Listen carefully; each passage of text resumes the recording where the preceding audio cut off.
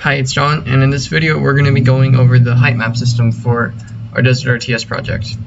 So to start off, we'll just talk about the map first, and the map is stored inside the manager saver object, and it's environment saver, and we'll be going more into detail with environment savers later, but simply put, it just uses raycasts to find the height of the terrain at every single location in the graph, and then saves it.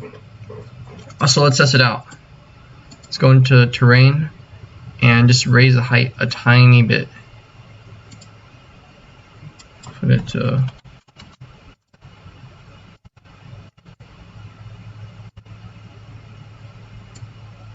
raise it even a little more,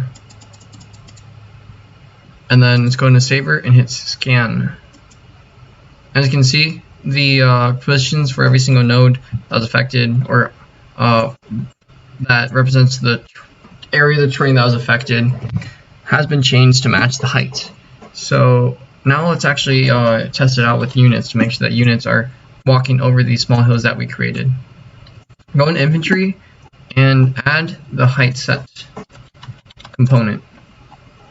And all the height set does is it offsets the unit based on the change in height of the height map or the terrain.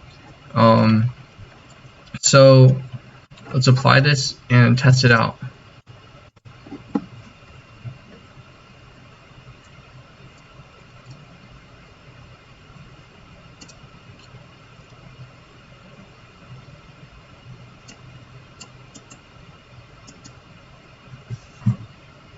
As you can see, the units are walking over these hills.